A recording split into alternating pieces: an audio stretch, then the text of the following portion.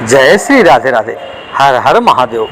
मित्रों, पितृदोष के संबंध में ज्योतिष और पुराणों की एक अलग अलग धारणा है, लेकिन ये तय है कि ये हमारे पूर्वजों और कुल परिवार से लोगों से जुड़ा दोष माना गया है। पितृदोष के कारण हमारे सांसारिक जीवन में और आध्यात्मिक साधना में बाधाएं उत्पन्न होती हैं। हमारे पूर्वजों का खून जो आज हमारे नसों में बहता है, वो जो है पितृदोष को दर्शाता है। यदि पितृदोष है तो वो कई जन्मों तक वो आपके साथ रहता है, क्योंकि हमारे पूर्वज भी कई प्रकार के होते हैं। आज हम यहाँ जन्मे हैं, कल मेरा जन्म कहीं अलग होगा, तो हमारे पूर्वज यहाँ भी हैं, हमारे पूर्वज वहाँ भी हैं। पितृदोष का असर कई पीढ़ियों तक रहता है। पितृदोष के कई कारण और कई प्रकार होते हैं। पूर्वजों के कारण वंशजों को किसी प्रकार का कष्ट ही पितृदोष माना गया है, और ऐसा ये भी है कि कई कारणों से यह दोष प्रकट हो जाता है। इसे पितृ ऋण भी कह सकते हैं। तो आज मैं आपको पितृदोष और पितृ ऋण के बारे की जानकारी बताऊंगा, और जहां तक हो सकेगा समाधान भी बताने की कोशिश करूंगा। अगर ज्योतिष की माने तो पितृदोष और पितृ ऋण से पीड़ित कुंडलित शापित कुंडली कही जाती है। ऐसे व्यक्ति अपने मातृ पक्ष अर्थात माता के पक्ष यानी कि मामा मामी, मौसा मौसी, नाना नानी तथा पितृ पक्ष यानी पिता के पक्ष दादा दादी, चाचा चाची, ताऊ ताई आदि को कष्ट व दुख देता रहता है और उनकी अवहेलना व तिरस्कार करता है। जन्म पत्री में यदि सूर्य पर शनि राहु केतु की दृष्टि या युति द्वारा प्रभाव हो तो जातक की कुंडली में पितृ ऋण की स्थिति मानी जाती है। इसके अलावा भी अन्य कई स्थितियां भी पैदा हो जाती हैं। व्यक्ति अपने कर्मों से भी पितृदोष को निर्मित कर लेता है। विद्वानों ने पितृदोष का संबंध बृहस्पति यानी गुरु से बताया है, बृहस्पति ग्रह से बताया है। गुरु अगर दो बुरे ग्रहों का असर यदि इस पे पड़ रहा है, तो जैसे गुरु 4, 8 व 12वें भाव में हो या नीच राशि में हो तथा अंशों द्वारा निर्धन हो, तो यह दोष पूर्ण रूप से घटता है। और यह पितृदोष यानी पिछले पूर्वज बाप दादा परदादा से चला आता है, जो 7 पीढ़ियों तक रहता है। घर में कलह बनी रहेगी। जो लोग बीमार हैं उनकी बीमारी ठीक नहीं होगी, कभी भी उनको किसी इलाज में फायदा नहीं होगा।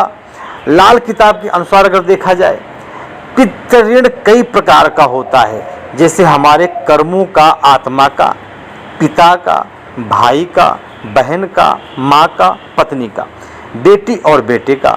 आत्मा का ऋण को स्वयं का ऋण भी कहा जाता है। जब कोई जातक अपने जातक पूर्व जन्म में धर्म विरोधी कार्य करता है, तो वह इस जन्म में भी अपनी इस आदत को दोहराता है।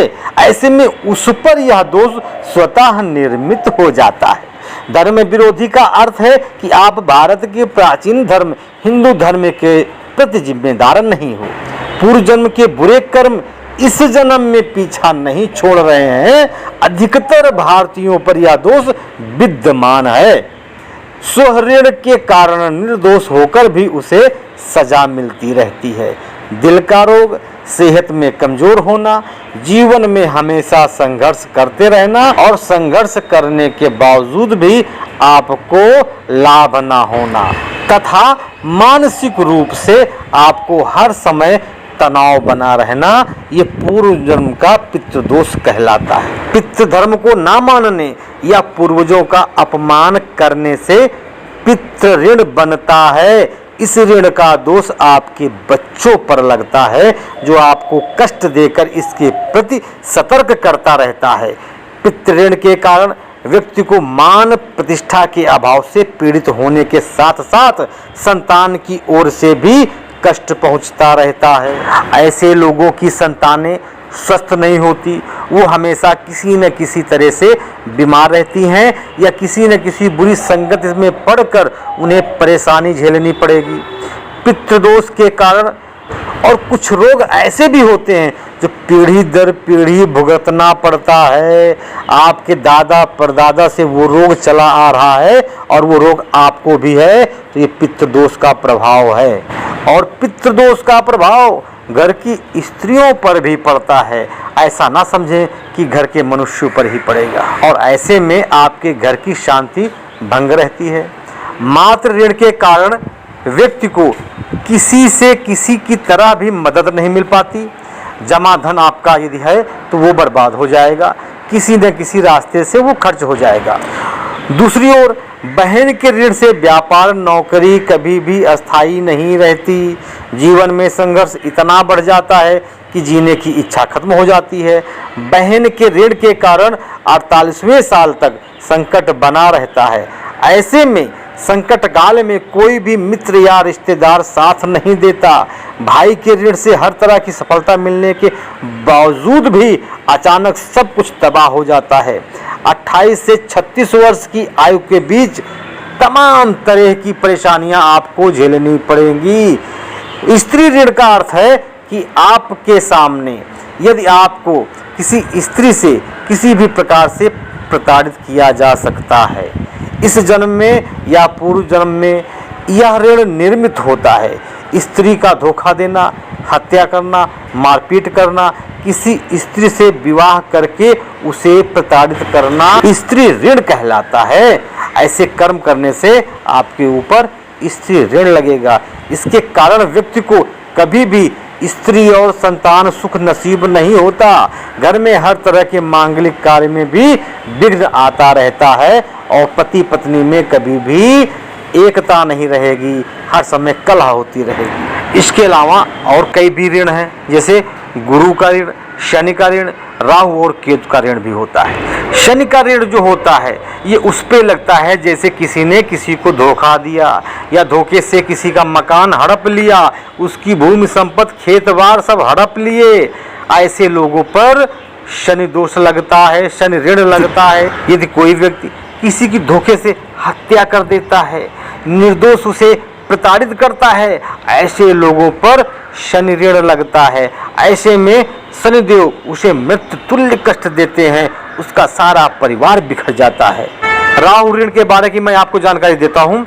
इस ऋण के कारण व्यक्ति मरने के बाद प्रेत बनता है। किसी संबंधी से छल करने के कारण या किसी अपने से ही बदले की भावना रखने के कारण यह ऋण उत्पन्न होता है। इसके कारण आपने सिर में गहरी चोट भी लग सकती है। निर्दोष होते हुए भी आप किसी मुकदमे में फंस सकते हैं। बच्चों को भी कष्ट होता है। इसी तरह केतु के ऋण में भी होता है। केतु के ऋण के अनुसार संतान का जन्म होना मुश्किल होता है, और यदि हो भी जाता है तो वो हमेशा बीमार रहता है। अगर आपके यहाँ ऐसा हो रहा है तो समझ लीजिए कि आपके यहाँ केतु ऋण है। और यदि आपने किसी कुत्ते की हत्या की हो तो समझ लो आप पे केतु ऋण लगा हुआ है। पितृ ऋण या पितृ दोष के अलावा एक ब्रह्म दोष भी होता है। इसे भी पितृ दोष के अंतर्गत ही माना गया है। ब्रह्म ऋण वो ऋण है जिसे हम पर ब्रह्म का कर्ज कहते हैं। ब्रह्मा जी और उनके पुत्रों ने हमें बनाया तो किसी भी प्रकार के भेदभाव, छुआछूत, जाति आदि में विभाजित करके नहीं बनाया, लेकिन पृथ्वी पर आने के बाद हमने ब्रह्मा के कुल को बांट दिया, अपने ही भाइयों से अलग होकर उन्हें विभाजित कर दिया। इसका परिणाम ये हुआ कि हमें युद्ध, हिंसा और अशांति को भोगना पड़ रहा है। ब्रह्मदोष हमारे पूर्वजों, हमारे कुल देवता, हमारे धर्म, हमारे वंश आदि से जुड़ा है। बहुत से लोग अपने पितृधर्म, मातृभूमि या कुल को छोड़कर चले गए हैं। उनके पीछे यह दोष कई जन्मों तक उनका पीछा करता रहता है। यदि कोई व्यक्ति अपने धर्म व कुल को छोड़कर गया है तो उसके कुल के अंत होने तक यह चलता रहेगा, क्योंकि यह ऋण ब्रह्मा और उनके पुत्रों से जुड़ा हुआ होता है। मान्यता अनुसार ऐसे व्यक्ति का परिवार किसी न किसी दुख से हमेशा पीड़ित रहेगा और अंततः मरने के बाद भी उसे प्रेत योनि मिलती है। पितृदोष या पितृ ऋण को उतारने के मैं आपको आज 3 उपाय बताता हूँ। देश के धर्म अनुसार कुल परंपरा का पालन करिए, पितृपक्ष में तर्पण और श्राद्ध करिए, संतान उत्पन्न करने के पश्चात उसे धार्मिक संस्कार में डालिए। प्रतिदिन हनुमान चालीसा का पाठ पढ़िए। भ्रकुटी पर शुद्ध जल का तिलक लगाएं। 13, 14 अमावस्या और पूर्णिमा के दिन गुड़ व घी का धूप दें। घर के वास्तु को ठीक करवाएं।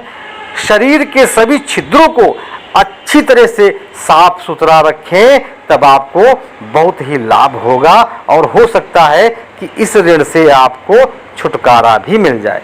तो मित्रों, ये छोटी सी जानकारी यदि आपको पसंद आई हुई हो तो अभी तक जिन लोगों ने हमारे इस चैनल को सब्सक्राइब नहीं किया है वो हमारे इस चैनल को सब्सक्राइब कर दें। बेल आइकन का बटन अवश्य दबा दें ताकि हमारे द्वारा दी गई ये जानकारियाँ आप तक पहुंचती रहें। धन्यवाद मित्रों, आप सभी सुखी रहें। मैं यही चाहता हूं कि आप सब हमेशा खुश रहें, मस्त रहें, हंसते रहें, खेलते रहें और परिवार में किसी की कोई दिक्कत ना आए, कोई बाधाएं ना आए। जय श्री राम, जय श्री राधे राधे।